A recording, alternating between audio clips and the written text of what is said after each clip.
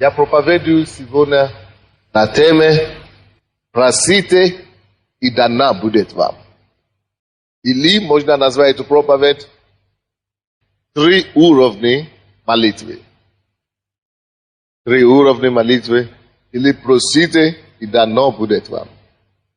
Откройте, пожалуйста, Евангелие от Матфея, 7 главу, 7 стиха по 8. Написано, Евангелие от Матфея 7:7. Просите, и дано будет вам. Ищите, и найдете. Стучите, и отворят вам. Ибо всякий просящий получает, и ищущий находит, и стучащему отворят. Это Иисус говорит, между прочим. Иисус делает молитву простенькое дело. Иисус не осложняет молитвы. Иисус не говорит, чтобы молиться и быть услышанным, то нужно находить какие-то книги или какие-то тетради, те молитвы от какого-то святого, который жил в 15 веке или 14 веке, чтобы выучить эти, надо какие-то молитвы выучить наизусть, чтобы быть услышанным. Иисус так не говорит. По крайней мере, вы это не видели там, где мы читали. Иисус делает молитву простым делом. Иисус делает молитву обыденным делом. Иисус превращает молитву в занятие каждого неизбранных. Каждого. Они избранных. Иисус превращает молитву в разговор, а не в какие-то мистические слова. Иисус говорит, чтобы молиться и быть услышанным, очень просто. Просто просите, и дано. Как это просить? Что просить? То, что тебе нужно. Просто так. Без церемонии. Как это? Кто-то говорит, я ни одну молитву не знаю. Кто-то скажет, а я знаю 5 молитв. 10 молитв знаю. Потому что дедушка возил в церковь в детстве. Хорошо, конечно, знать какие-то молитвы. Но слушай, как человек, который жил в прошлом веке, мог знать твои потребности сегодня? Он писал по его нужде. Он писал эти молитвы относительно твоей зове души. Вообще-то молитва – это зов души каждого человека. У тебя же есть твоя душа. Ну, взывай к нему. Иисус говорит просто так. Без осложнений. Просите, и дано будет вам. Так просто. Просите, и дано будет вам. Бог хочет, чтобы вы именно так просто доверяли ему. Что если я спрошу, даст мне. Если только спрошу, если только подойду к Богу, Он так любит меня, что Он меня услышит. Если только просить у Него, Он так думает обо мне, Он так печется обо мне, что Он не может оставить меня незамеченным. Он не может просто так забить или не замечать меня.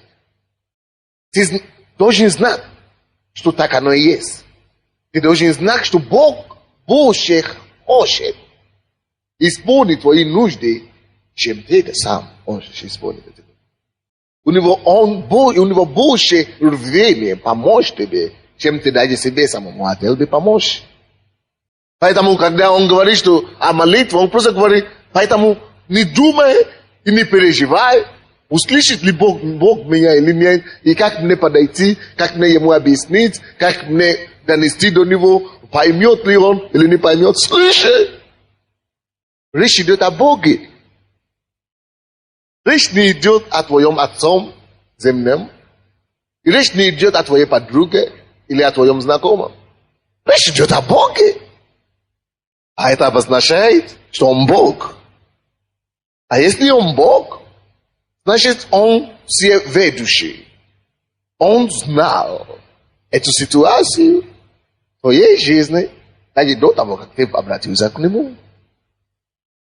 Поэтому ты можешь просто доверчиво, вот просто так подойти к нему и говорить ему: Господь, ты видишь эту ситуацию, она меня мучит, она меня беспокоит. Я обращаюсь к тебе, Господь. Сделай что-нибудь. Я верю тебе, что ты можешь. Просите, и дано будет вам. Задумайтесь над этим словом. Просите. Так просто, и так же просто дано будет вам. Так что молитва — это не просто какой-то обряд, или какое-то упражнение, которое люди делают, потому что принято вот так делать. Слушайте, братья, всякий раз, когда ты стоишь в молитве, знай, что если только открою рот, он услышит. Так что прежде чем ты начнешь молиться, просто знай, что вот уже отвечающий Бог ждет, только чтобы я начал просить. Многие думают, я тоже, это вопрос тоже меня беспокоит какое-то время. Ну зачем нужно нужно просить у Бога? Если Он всемогущий Бог, если Он все знает, если Он заинтересован, чтобы я получил ответ и помощь, тогда чего мне вообще просить? Чего Он не делает это запросто, а? Он же Бог. Он-то знает, что у меня есть эта нужда и проблема. Чего Он это не делает? Слушай, Он да и делает. Почему мы ходим в церковь и на проповедь? То Бог, Он имеет свой престол на небе. Мы живем здесь на земле. Согласно 2 Коринфянам 4:4, там написано, что Бог, маленький Б, Бог этого мира, нынешнего мира, этого века нынешнего, есть дьявол. Хочешь, не хочешь. Это есть истина. Бог этого мира. Почему мир такой злой? Почему много войн, катастроф и так далее? Потому что не Бог, всемогущий Бог, правит миром как таково. Слушайте, внимательно, не спешите бросать на камни. Этот мир в руках у дьявола сейчас. Как это произошло? Кто-то знает, кто-то еще не знает. Я быстренько расскажу. Вы помните, когда Бог сотворил небо и землю, Он передал полномочия над землей кому? Адаму, человеку. И сказал ему: владычествуй и господствуй. Он сказал Адаму, чтобы он стал Господом, владыка этой земли, как бы Богом этой земли. Маленький Б. И что случилось в результате? Хитростью дьявол торговал Адамом, и Адам уступил свое право правления землей кому? Дьяволу.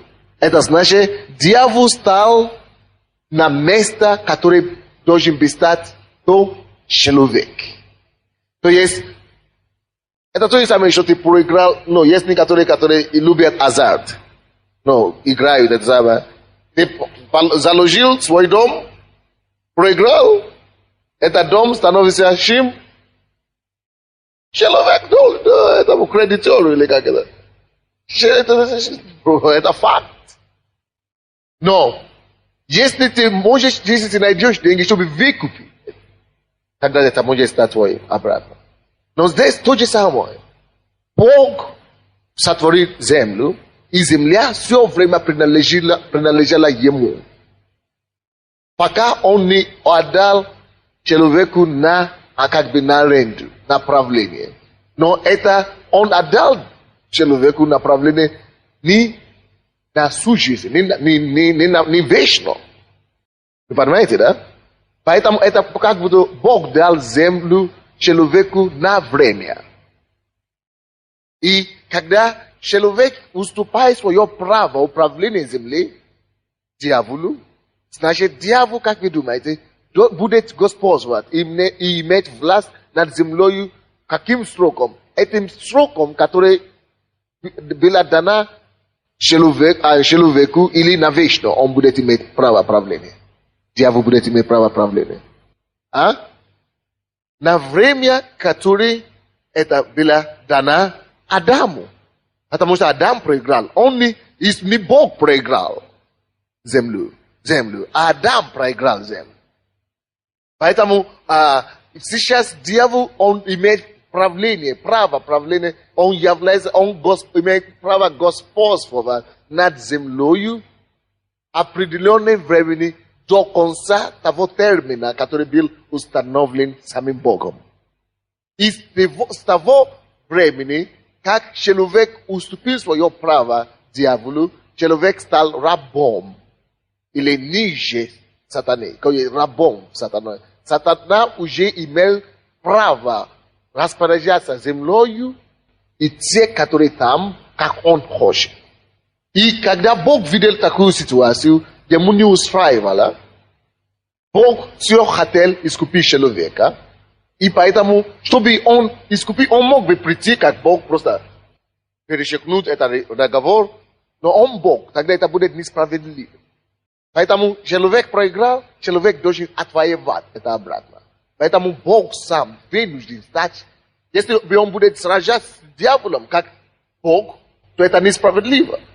Потому что это не на одном уровне. Поэтому Бог вынужден стать человеком. Почему Иисус стал человеком?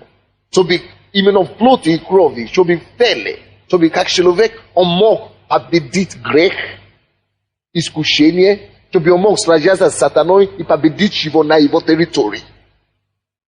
Вот почему дьявол искушал. Вы слышали об искушении Иисуса, да?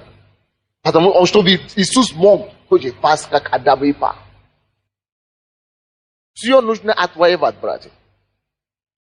И поэтому, когда Иисусу удалось жить 33 года и не грешил ни один раз, не упал в грех, но показал и доказал свое господство и свою победу над дьяволом, тем, что смертью попрал смерть, этим он говорит, что и верующие в меня таким же образом будут теперь иметь власть над сатаной, они будут иметь, потому что я победил.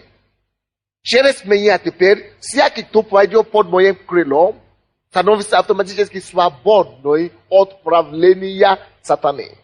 Хотя мы еще здесь на земле. Поэтому после смерти и воскресения Иисуса Христа, здесь на этой земле, где все время господствовал раньше сатана, теперь появляется маленькое участок, как город-государство. Город-государство. Есть такие города, город-государство, или как мы называем их. Так, государство в государстве. И город-государство, или как, что-то подобное. Да, государство в государстве. То есть появилось царство Божье в этом государстве сатаны. Но кто туда переходит? Это же не физически, что вот территория тебе, Америка, это. Не, это в духовном мире это все. Теперь благодаря этому действию, этой победе Иисуса, мы теперь выходим и одерживаем победу над грехом. Я не хочу курить, я не курю. А раньше, сатана уже, чтобы я курил, я обязательно буду курить. Сатана уже, чтобы я так действовал, чтобы люди воевали. Поэтому люди, которые живут не в церкви, не Христа, они думают, что они живут, как они хотят. Что они живут, как... Они думают, что они живут, как я хочу, как все. Но на самом деле, то, что они уже живут на этом мире, в этой земле, грешной земле, это автоматически вольно или не вольно, они живут под диктовкой сатаны. Это как ремонтное управление. Есть такие телевизоры, которые имеют ремонтное управление. И видео, есть такие. Вы видели такое, да? Когда ты сидишь на диване, допустим, да, дистанционное управление или пульт, Это тоже называется ремонтное, как бы ремонтное управление. Это. И где-то дистанционный путь. Ты сидишь, где-то там далеко чуть-чуть, и переключаешь. Даже можно с одной комнаты включить магнитофон в другой комнате. Иногда есть сильные такие. То же самое в духовном мире, что дьявол делает с людьми. Вот. Пока человек не покается, не примет Иисуса, чтобы Иисус стал его Господом. Вот почему Иисус должен стать Господом человека, чтобы человек уже стал под правлением Иисуса. Вот почему Иисус не просто должен стать гостем жизни человека, а ты сам должен порабощаться Иисусом.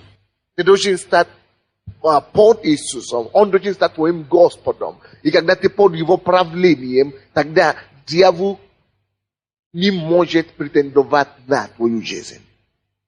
Вы понимаете сейчас, да? Поэтому мы не ходим в церковь только каждое воскресенье, поэтому мы не ходим в церковь каждый раз, поэтому мы общаемся с Богом, поэтому не просто чтобы наши проблемы решились, а чтобы мы были под Его правлением, пока мы не попадем Царство Небесное, пока Он нас не подведет через эту жизнь и доведет до Царства Небесного. Если мы отойдем от Его управления, какое еще управление есть в мире? Сатанинское. Значит, либо ты там, либо ты там. Если мы отойдем от правления Иисуса Христа, мы попадаемся под правлением сатаны. Значит, если мы умрем там, мы попадаем в ад. А если мы умрем под правлением Иисуса, мы попадаем куда? В Царствие Божие. Вот что значит спасение, когда мы приходим под Иисусом. Вот почему спасение можно терять, когда человек уходит из этого царства. Это то же самое, что два государства. Ты уехал туда, умер там, идешь в ад. Ты приехал сюда, живешь здесь, умер здесь, идешь на небо. Теперь, при чем тут молитва-то?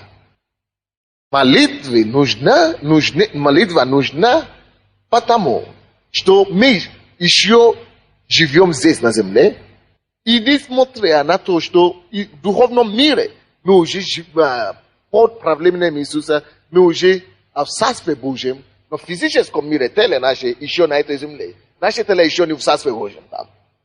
Поэтому мы имеем теперь право и доступ, и привилегия молиться. Поэтому молитва – это привилегия верующего человека. Что такое молитва? Просить, чтобы Бог, который на небе, и который со мной живет, потому что я его царстве здесь, чтобы Он вмешался в дела людские. Или чтобы Он вмешался в дела земное здесь. То есть ты здесь на земле, то есть только два человека имеют право здесь, править делом. Теперь человек и дьявол. Вот. Поэтому только два человека могут пригласить чужого человека сюда. Только два человека могут пригласить других людей, которые не живут на этой земле. Только дьявол или человек. Поэтому дьявол, конечно, не обращается к Богу, чтобы он пришел. Это бесполезно. Поэтому мы имеем, потому что это наша территория. Это то же самое, что у тебя квартира, да? Ты живешь там, и твоя дочка, скажем, живет так, и со зятем живет, так? С мужем, она живет с мужем, и ты тоже живешь в этой квартире, а все прописаны там. Кто еще имеет право приглашать людей в эту квартиру, или расписать людей в эту квартиру? Только те, которые там прописаны, правда? Или скажем так, мама и дочка прописаны в одной квартире. Только они, либо мама, либо дочь, может прописать этого зятя, этого третьего человека. Если зять сам придет и скажет, что я хочу прописать мою маму, да. Он сам не прописан, как он может прописать другого? Он не имеет права. Только люди, которые здесь живут, которые имеют прописку в этой квартире, могут другого пригласить сюда. И то же самое, в этой земле, можно так сказать, что люди и дьявол прописан здесь. Чтобы Бог вмешался, пришел сюда, только кто-то из нас должен его пригласить. Вот. Поэтому, когда мы молимся, я, как человек здесь на земле, я живу здесь, я обращаюсь к Господу. Бог сам по себе не просто приходит и начинает делать, творить то, что Он хочет. Поэтому Бог ничего не делает, только по молитве или по молитвам людей на земле. Бог ничего на земле не делает, как только по молитве людей. Мы должны его пригласить, чтобы он сюда вмешался. А то у него не было бы права. Потому что земля пока на аренде у кого? У дьявола. Пока этот термин не пройдет, тогда, когда пройдет этот термин, тогда Бог возьмет эту землю обратно, и тогда будет правление Иисуса Христа. Поэтому мы ждем второе пришествие. Но второе пришествие Иисуса будет только тогда, Он сказал нам, когда Евангелие будет проповедовано по всему миру, и тогда будет как раз совпадаться с этим термином, с окончанием срока, по который эта земля была дана сатаной. Тогда Иисус придет второй раз и будет Богом и Господом над этой землей. Но пока что нам приходится обращаться к Господу в молитве, чтобы Он вмешался в наши жизненные и земные проблемы и ситуации. Так что, если ты не будешь молиться, ты не можешь ничего получить с неба.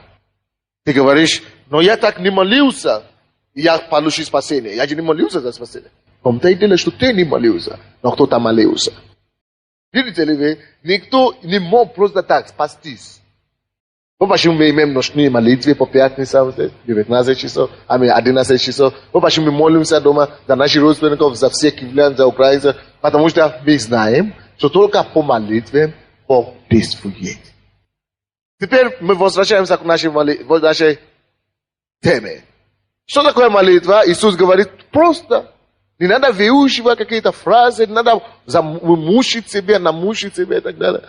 Просите, и дано будет вам.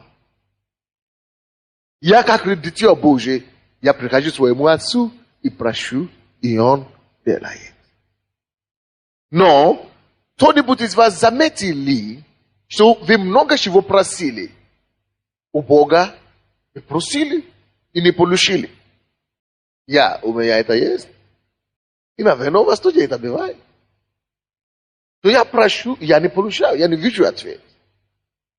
Там есть много причин. Но сегодня я хочу говорить вам именно о 3 уровнях молитвы. Первый уровень молитвы – это тогда, когда я просто прошу Бога, и мне не нужно это, что кушать, мне нужно что-то кушать, или мне нужна работа, я прошу, Господи, дай мне работу, и так далее. И Он дает.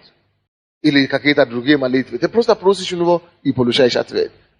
Но это первый уровень молитвы. Но есть второй уровень молитвы, когда ты просишь вот так, за просто так, и не получаешь. Почему ты не получаешь? Потому что молитвы не заключаются только в том, чтобы просить. Там написано в 7 стихе, который мы читали, просите, и дано будет вам. И какая следующая фраза? Ищите и найдете. Это второе уровень молитвы. Ищите. То есть в этом стихе просите, ищите, стучите. Речь идет все равно о молитве.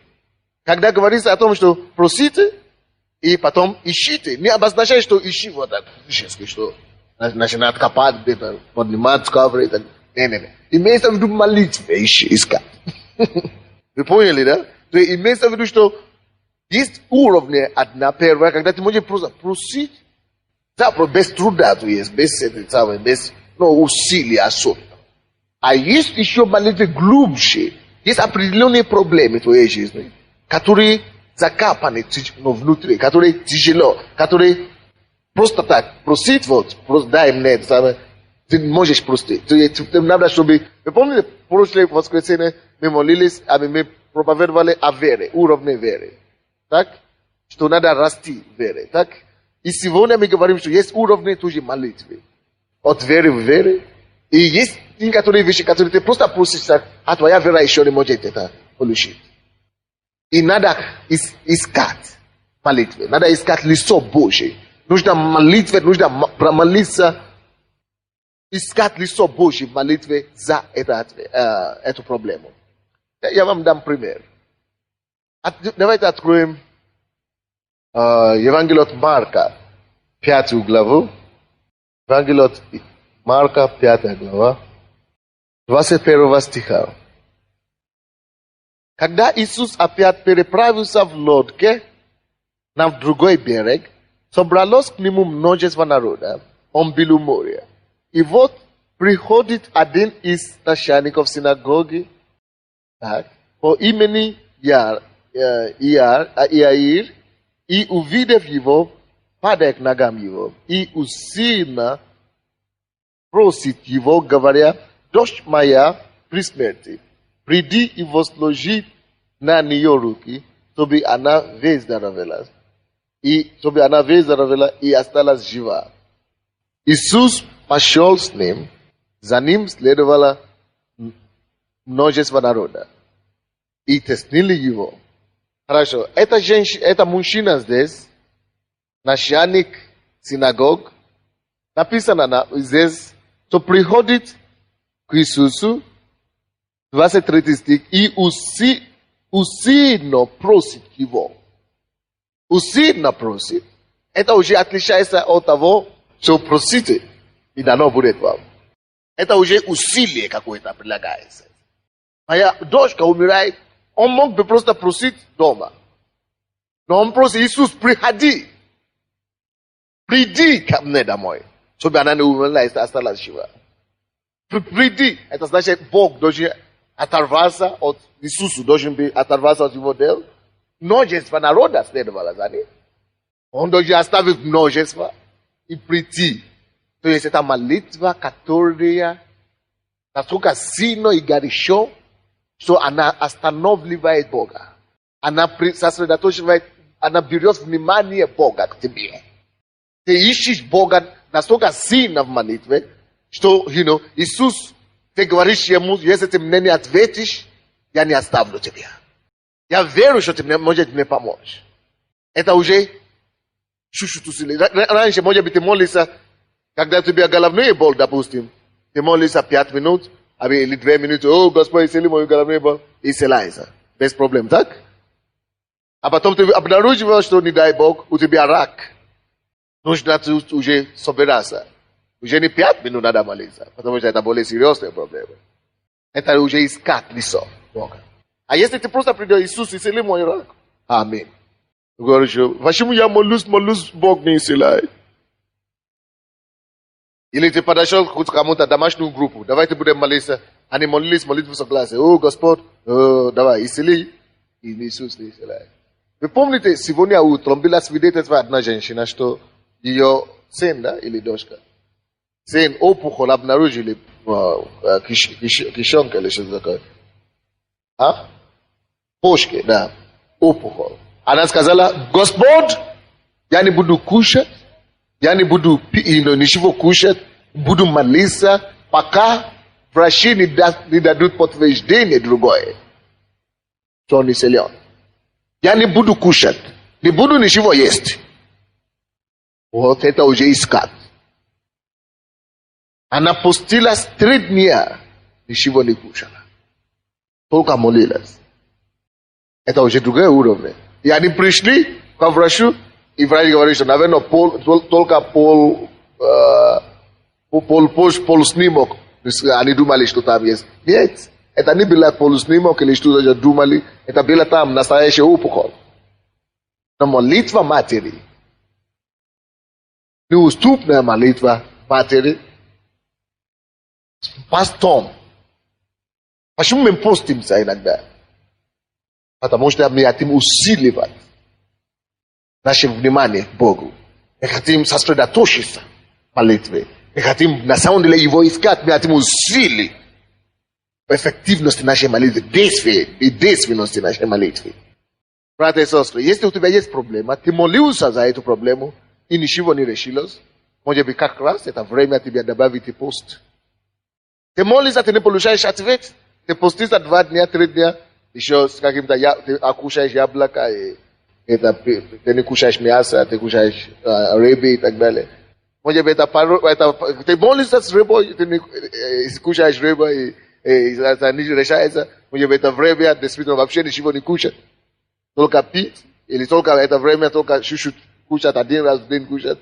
Может быть, это проблема, насколько ты, это самое, то есть, когда люди ищут, не просто вот поверхностно, не просто это без внимания. Вы видите, мы иногда мы ищем Бога, мы говорим, хорошо, но быстро. Если мы иногда очень быстро мы получаем ответы, и тут же так же быстро мы отходим от Бога. Но есть моменты, братья и сестры, когда мы ищем Бога, и быстро так уже не отойдешь от Него. Неправильно его делать. И знаете, что такое бывает? Иногда ты делаешь человеку замечание, и в принципе это правильно, что замечание. Допустим, человек еще курит, пришел в церковь, курит. Ты ходишь в церковь, ты куришь. Он говорит, да, я пока не могу бросить. Он говорит, нет, вообще ты не духовный. Зачем ты?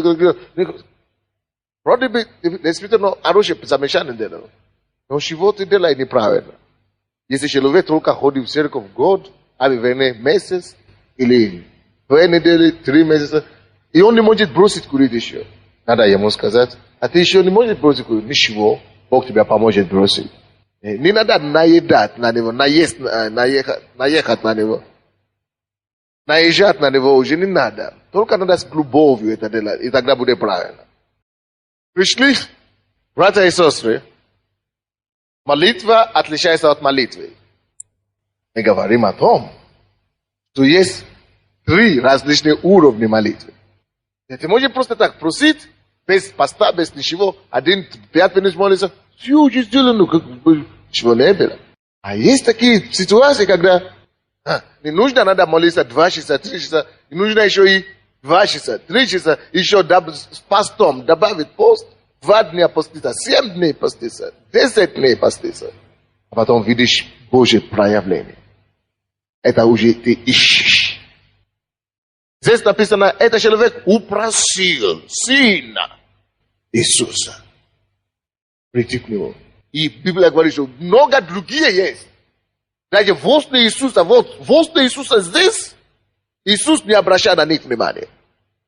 И Он покинул эти все множества, чтобы идти домой. Представляете себе? Чтобы идти домой к другой вообще, который вообще нету здесь. Представляете себе разница? Потому что те, которые здесь, они только, о Господи, не хотят приложить усилия к своей молитве. Но, братья и сестры, если вы будете молиться усиленно, вы слышите меня, да? Когда другие умоляют и плачут, Бог оставит тысячи других, чтобы уделить вам внимание. Потому что написано, Иаков, 5 глава, какой стих? 17? 18, 16, 18. Давайте откроем. Иаков 5. Иаков 5, 16 стих. Признавайтесь друг перед другом в проступках и молитесь друг за друга, чтобы исцелиться. Много может усиленная молитва праведного. Много может усиленная молитва праведного. Много может усиленная молитва праведного. Много может. Какая молитва? Какая? Не понял. Братья, давайте научимся молиться усиленно. Это человек пришел к Иисусу и усиленно упросил его. Многие из вас, ваша молитва целый день заключается только в 2-3 словах. О, Господь, спасибо тебе, что я проснулся. О, Господь, сохрани сегодня целый день. Аминь. Аллилуйя. Я попал в работу, надо кучку, это самое, надо умыться. Только в этом заключается ваша молитва. Не случайно вы мало получаете ответы молитвы. В то время, когда я лично считаю, знаете, когда я пришел к Богу, я получил крещение Духом Святым, я не поднимался даже с постели и не выходил с комнаты, если я не промолился час только в духе. И мокоторо, боколория, потому что я знаю, что много чего я не вижу, то, что будет в дальнейший день. Я не вижу, что будет. И я знаю, что Дух Святой, Он знает, что будет, что предстоит в этот день. Поэтому я молю в Духе, я пропускаю его впереди. Я предлагаю себе дорогу на целый день. И молюсь час в Духе, и молюсь час умом, то, что я знаю. То, что я хочу просить. И так далее. Братья и сестры, слышите меня? Есть польза в том, чтобы искать лицо Божие. Искать лицо Божие. Искать. А он сказал, ищите и найдете. Иеремия 29, 12 стих. Иеремия 29, 12. И воззовите ко мне, и найдете, и помолитесь мне, и я услышу вас. Так? Это одно уровень. Когда ты воззовешь, и ты найдешь, и помолишься, и он услышит. Но прочитай 13 стих. И взыщите меня. И взыщите меня, и найдете. Если взыщите меня, всем сердцем вашим. Взыщите. Вот почему его говорят. Ищите и найдете. Нужно искать Господа в молитвах, в прославлениях, в постах. И просто, то есть усиленно, неустойчиво искать. И Бог дает вам слово. И найдете. Братья и сестры, не ошибайтесь, когда я говорю о том, что вы найдете, это еще не обозначает, что вы должны принять и получить ответ, прежде чем знать, что вы уже нашли. Допустим, я молюсь о том, что Господь, дай мне ребенка, допустим, да? Я молюсь усиленно об этом. Постился, очень много молился. И моя жена не беременна, да? Это еще не значит, что потому что моя жена еще не беременна, поэтому я не получил ответ. Значит, Бог еще не услышал меня. Нет. Иногда Бог уже услышал тебя. Вообще-то не только иногда. В основном Бог уже услышал тебя. Прежде чем ты увидишь результат. То есть, но ты будешь это знать по-разному. Услышанная молитва можно знать, если молитва услышана или нет, не только когда ты увидишь факт. Да, видеть факт, это уже последняя стадия подтверждения того, что твоя молитва услышана.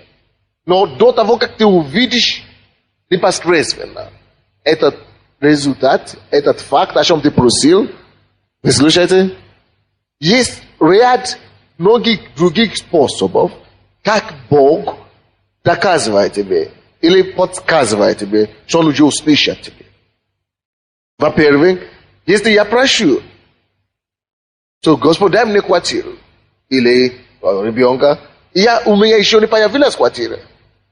Допустим, я молился за квартиру в 94 году, это 3 года, да? В 94 году, и я знал уже в 94 году, что Бог уже услышал эту молитву. Но появилась квартира только в 97 году. Но я не продолжал молиться за квартиру в 95 и 6. Потому что я уже знал в 94, что Бог уже мне дал квартиру. Хотя я еще ее не увидел. То же самое, однажды я шел ночной. Мы начали церковь в 94 год. И я сам тогда вел молитвы, потому что у нас новообращенная церковь были новые христиане. Я сам вел, представляете себе, ночную молитву. Я до этого имел какие-то учения днем. 7 часов, 6 часов я учил до 9. А потом с 9 до 11 я принимал людей, разговаривал с людьми. А потом с 11 до 6 утра я на ногах сам вел прославление и сам вел молитвы. То есть это почти 12 часов. И Так было протяжение 3 месяцев. Однажды я шел домой. Это у меня не было ни одного человека, у кого машина была в церкви. Ни у кого не было машины. Никто не мог меня подбросить. И поэтому я всегда ходил пешком, сначала в транспорт, а потом пешком. Еще мне надо было идти 15 минут пешком до своего дома, после метро. И однажды я шел так. Я уже еле-еле ходил. 5 утра, ты не спал, 6 утра. Я еле-еле ходил, я уже замученный такой. И я говорю: Господь, я делаю твою работу. Но если это тебе угодно, это такая отчаянная молитва. Если это угодно в твоих глазах, дай мне что-нибудь, чтобы человек, хотя бы один, кто имеет машину, пришел в церковь, кто мог быть иногда подвозить. И вдруг я увидел видение. Я увидел белую машину перед собой. Я увидел машину BMW. Боже мой, никогда в жизни зачем? Я думал тогда, что никогда в жизни не буду ездить на BMW. Серьезно? Когда у тебя еле-еле 1 гривен в кармане, и кто-то говорит, что у тебя будет BMW, ты думаешь, что он с ума сошел. Но я пришел в церковь на следующий день, в воскресенье, и я сказал, что у меня будет BMW. Это было в 94 году, я так пророчествовал, и ничего не было. Только через год у меня появилась Nissan. Машина такая. Только через год, но не BMW появилась. Но в 97 году, когда я не искал, Бог подарил BMW. И купил, это стоит $35,000. Я бы никогда не дал деньги на так. Я бы никогда не дал такие деньги за машину. Что? Много людей надо спасти. Даже когда мне дали BMW, я хотел продать, но не продавалась. Бог говорит: я тебе дал. Слушайте, 2 примера. За квартиру молился 2-3 года. Откуда, допустим, в отношении BMW, я сразу знал, что будет. Почему? Потому что я видел видение. Бог, наверное, это просто мне дал, чтобы утешить меня. Потому что я был очень расстроен, я был очень уставал, очень сильно. И иногда Бог даст тебе такое подтверждение, даст тебе видение. Иногда Он не даст тебе, чаще всего Он не даст тебе видение. Это реже всего Он дает видение. И чаще всего Он ждет, чтобы ты внутри себе почувствовал, что я знаю, что это уже будет. Я знаю, что Бог уже услышал. То есть будет внутреннее подтверждение. Ты молишься, да? Иногда ты молишься за что-то. Молишься. Кто-то говорит: поверь, возьми. А ты внутри знаешь, что никакой еще вера не дошло еще. Ну, надо еще, ты чувствуешь, что надо еще молиться больше. А иногда ты просто чувствуешь, что нет, уже не надо молиться. Все, я знаю, что будет ответ. Я знаю, что это вопрос решен. Это, значит, называется внутреннее свидетельство. Вот, это то, что было в отношении квартиры. Когда я молился, мы молились с женой. Знаете, мы молились. А потом вдруг я знал, что у нас будет квартира. И я даже сказал жене, что до конца, именно 97-й у нас будет квартира. Просто я не слышал ничего, но просто внутри было внутреннее свидетельство. Я знал, что так будет. Поэтому чаще всего, братья и сестры, Бог будет подтверждать именно через внутреннее свидетельство, что Он уже услышал тебе. Слушай, дальше. Еще один способ, как ты будешь знать, хотя ты еще не видишь факт конкретный, что Бог уже услышал тебе, это то, что иногда Он тебе даст слово с Библии, как подтверждение того, что эта молитва твоя уже услышана. Или проповедь, или чтобы просто подтвердить, что то, что ты просишь, уже дано, чтобы дать тебе свидетельство такое. Через Слово Божие. То есть следующий способ, как Бог тебя подтвердит, что Он уже тебя услышал, хотя ты еще не видишь результат. Почему я это все говорю? Потому что когда Он говорит, что ищите и найдете, это не значит, что ты должен видеть конкретно, физически вот так, чтобы знать, что ты уже нашел. Это значит, что когда ты ищешь с молитвой, действительно с отчаянием молитвы, что Бог даст тебе знать, что Он уже, чтобы ты знал, когда Он уже услышал тебе. И очень многие приходят ко мне и говорят: пастор, ну слушай, мы уже молились за эту проблему, кто-то мне говорит, продолжай молиться, а кто-то мне говорит, Бог уже слышит тебя, больше не молись, благодари. Что мне делать? Молиться дальше или благодарить? О, кто-то говорит, благодари, а ты говоришь, молиться. Откуда тогда мне знать? Вот почему я вам объясняю это, то, что я объясняю. Что будет какие-то подтверждения тебе. Ты будешь сам знать, услышал ли тебя Бог или еще не услышал. То есть первый способ через мое видение. Второй через внутреннее свидетельство. Третье через слово. Бог может тебе показать какое-то слово в Библии или проповедь, чтобы подтвердить тебе, что вот как раз о чем ты переживал.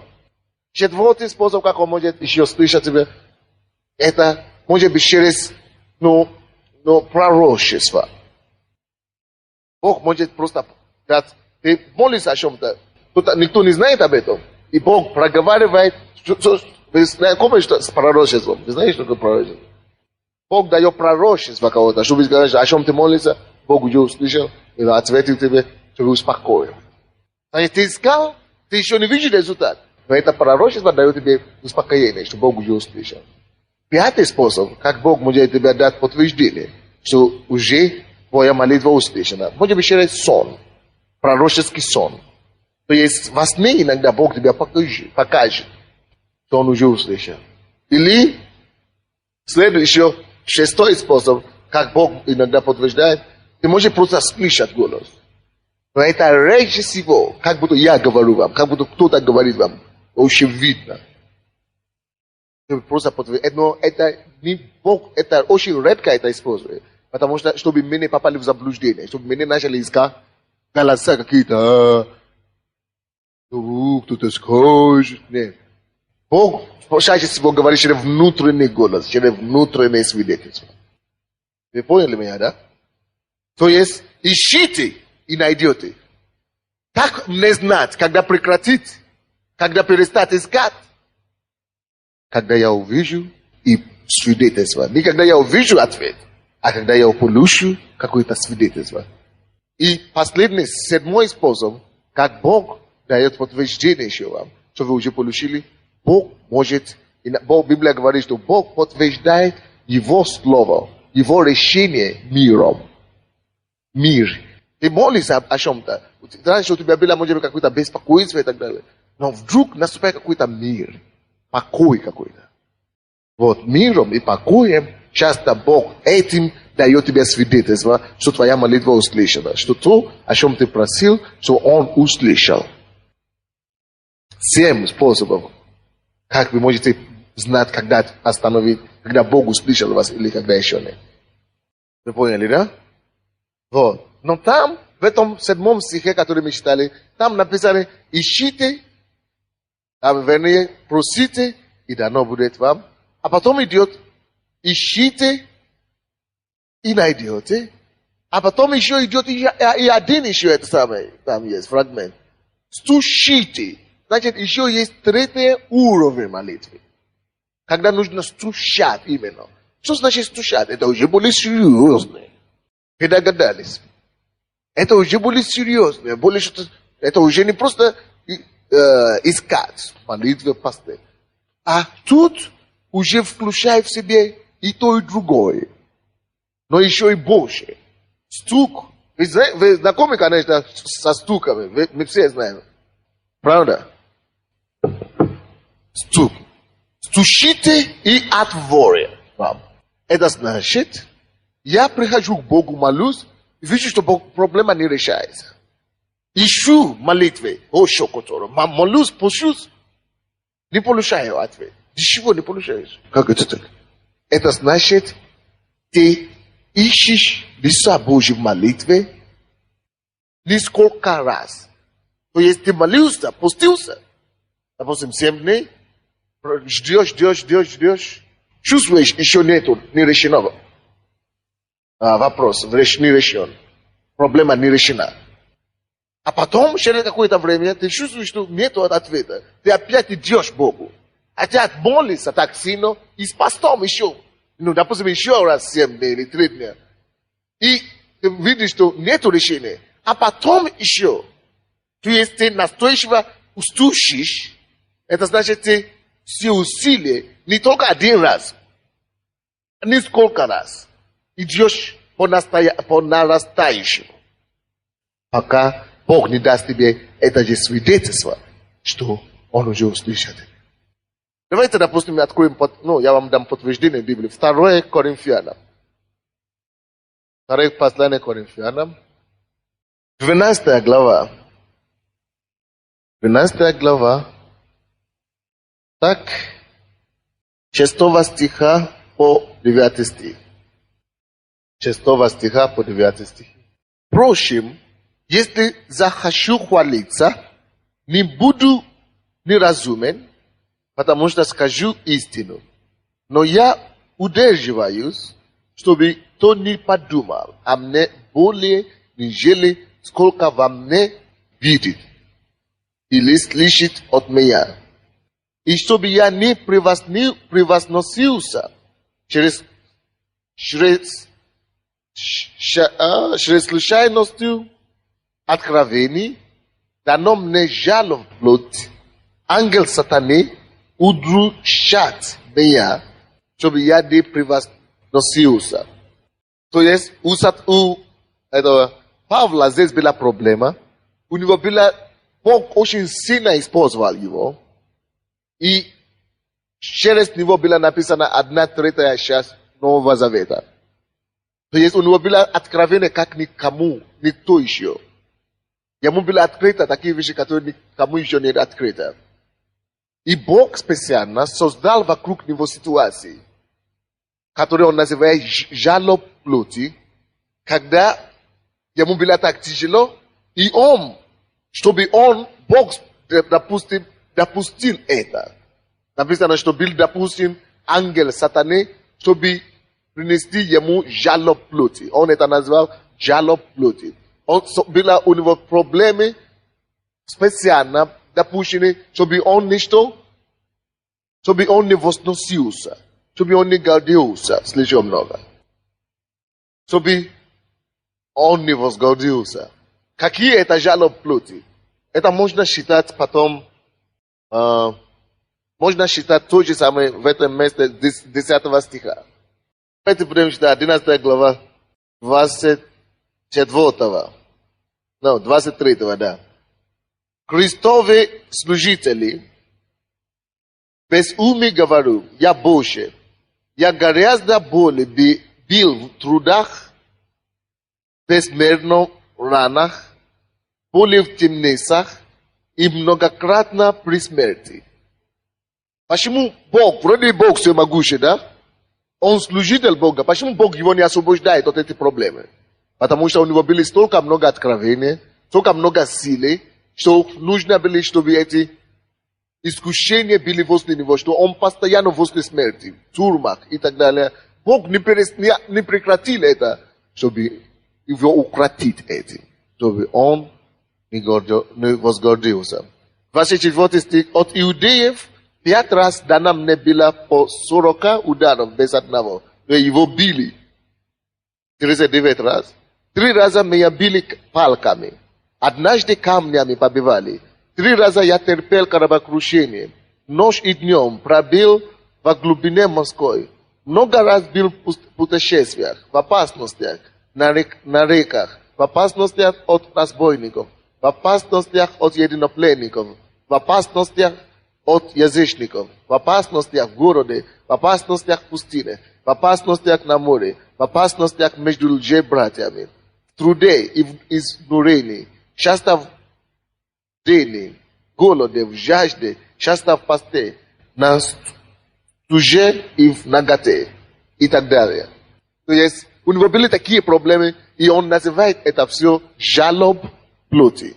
И когда это тяжело, представляете себе, сколько он принес. И он обратился к Богу, что Господь, почему ты меня не освобождаешь от этих всех неприятностей?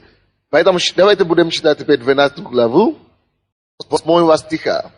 Трижды молил я Господа о том, чтобы удалил его от меня, чтобы удалил этого ангела сатаны, который создает эту ситуацию для него, чтобы удалил его от него. Но, 9 стих, но Господь сказал мне, довольно для тебя благодать моей, ибо сила моя совершается в немощи. И потому я гораздо охотнее буду хвалиться своими немощами, чтобы обитала во мне сила Христова. Вы не поняли? Бог отказался, короче, делать то, что он просил. Почему?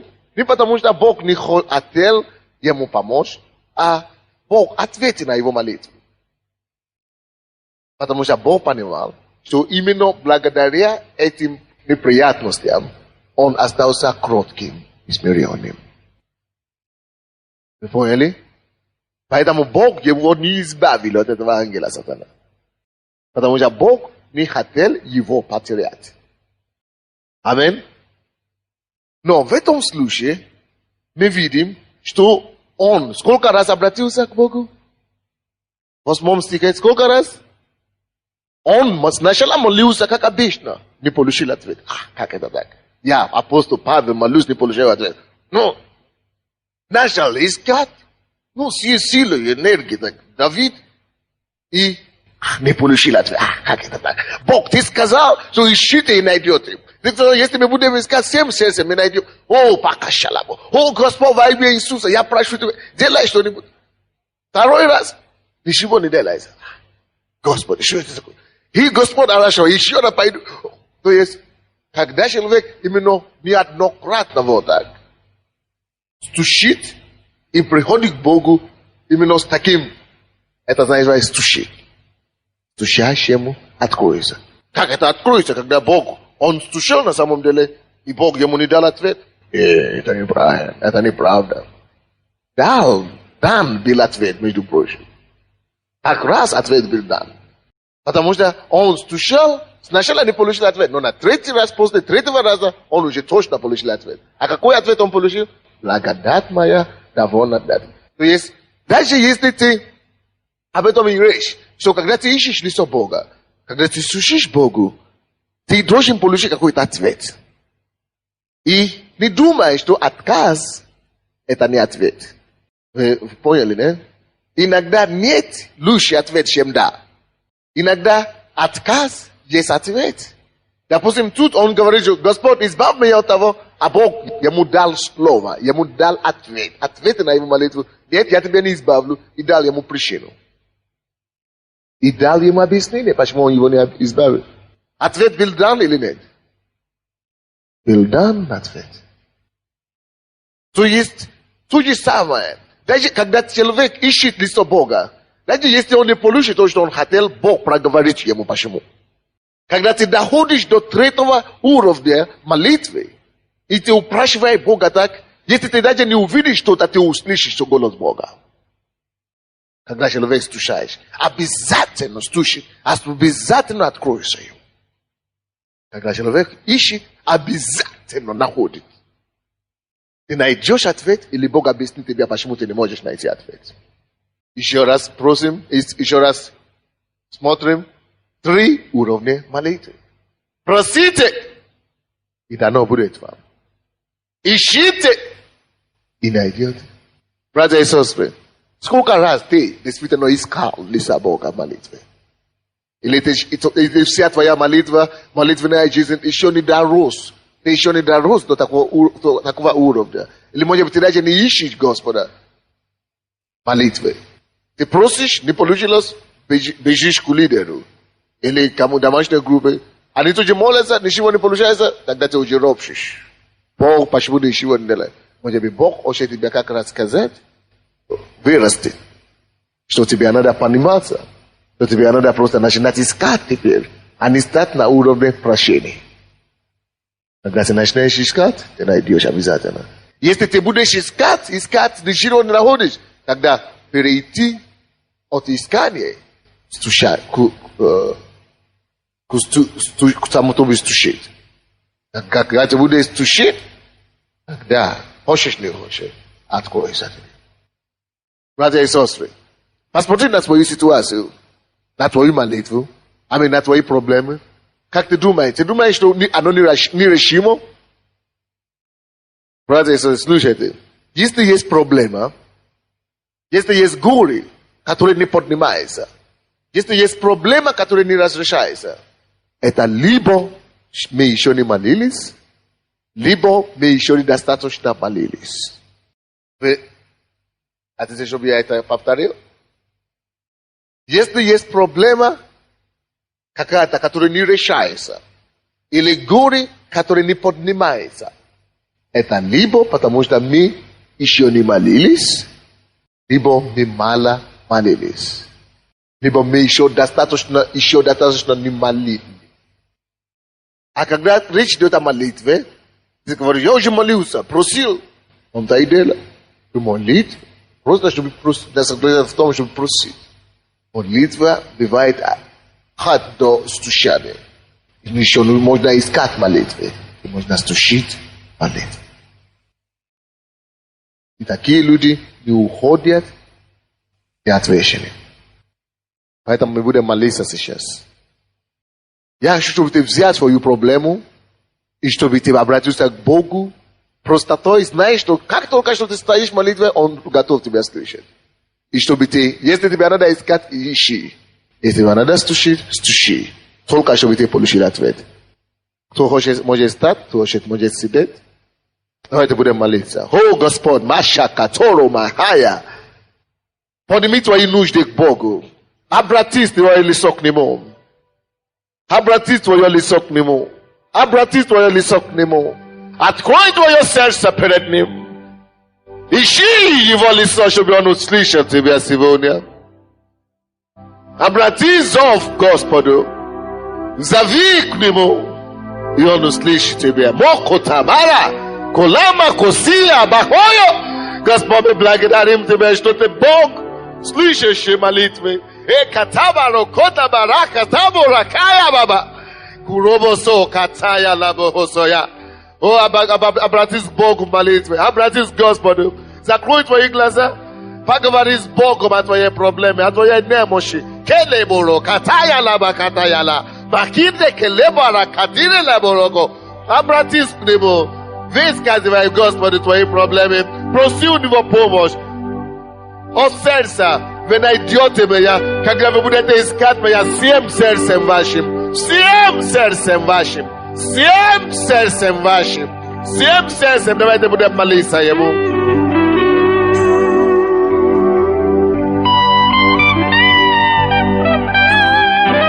Прокляни твою проблему. Прокляни твою горе. Прокляни твою горе. Обратись к этой проблеме. Во имя Иисуса. Я запрещаю, я проклинаю тебя, я проклинаю семейные проблемы во имя Иисуса, я проклинаю бесплодие во имя Иисуса в моей жизни, именем Иисуса, келе калака табакая, кила катоборо бакая боронто. Проговори твоя ситуация, проговори твои проблемы, проговори твоя горе, проговори молитвой силы.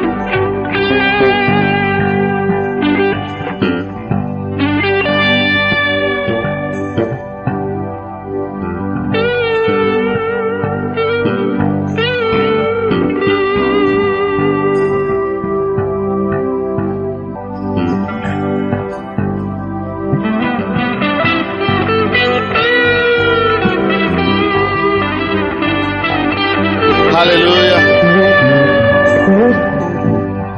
Давайте будем прославить Иисуса. Просто верою благодарить Господа. Держи за Иисусом сейчас.